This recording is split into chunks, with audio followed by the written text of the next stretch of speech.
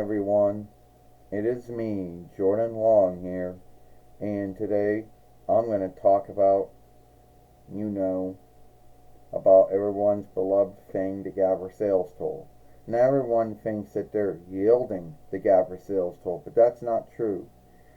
Businesses in other lands, or other lands themselves, I guess, are the ones that have to yield the sales fee if they want, I don't know, goods or food. I don't really think food or healing, but I think any other thing that it can be made.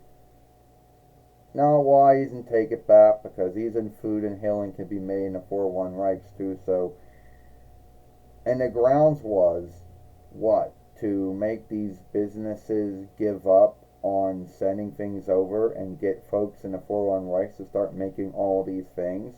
I guess. I don't know. And a lot of lands bitch about it, but there's really not much they can do about it. You know, it was one of the very few things that the settled land didn't like about the 401 rights, but there wasn't a whole lot they could do about it. You know, and other lands, well, if they other lands and businesses, if they can afford to yield the Gabber sales fee, it's not going to be a big deal for them. It's the smaller ones that maybe don't. Yeah, my guess is it was supposed to, it would be a sales fee on a Gabber income toll on anything that you could make in a 401 rights, and it was to handicap those businesses and the businesses that were having those things made in other lands for how much they would have to yield, that their land would have to yield to send it over. But I don't really, beyond that, I don't even truly know. And that's my guess too.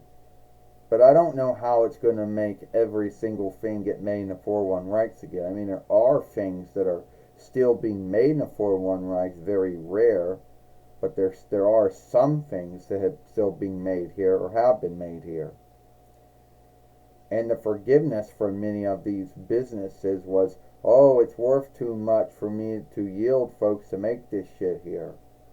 It's too much for me to yield for the time and the tools and the income toll. So, hey, if I start an arm in another land, yeah, but then Jordan, they gotta follow their laws, yield the folks making those things over there, yield for the time and the tools there, yield for the Gabber sale, yield for the income toll that's being taken out. So yeah, it's not any more cheaper than it would be over here.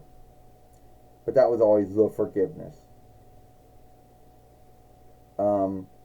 Yeah.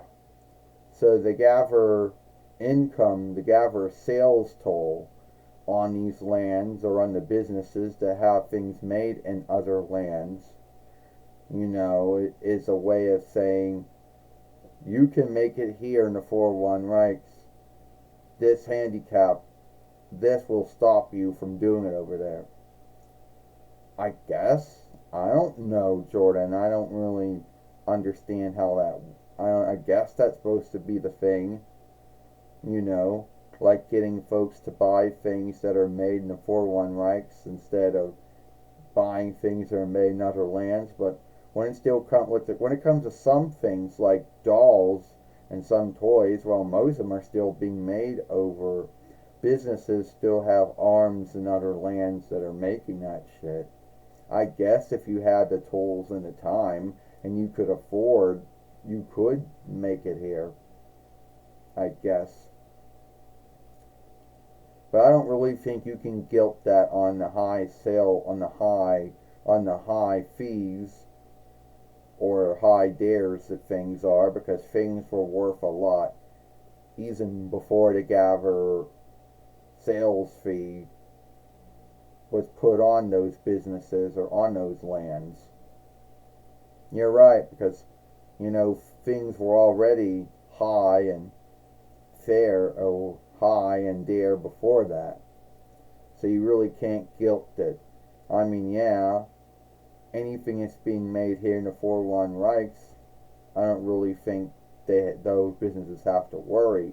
I think it's the businesses that have arms in other lands that making shit that aren't being made here are the ones that have to somehow afford to yield the GAV or sales toll just to have it flown over or shipped over or whatever. But then things were high and things were worth a lot even before the GAV or sales fee became a thing. You're right about that. Alright, tell you what you think about it. Am I right? Am I wrong? I don't really know much. I'm just making guesses here. And I'll see you all later.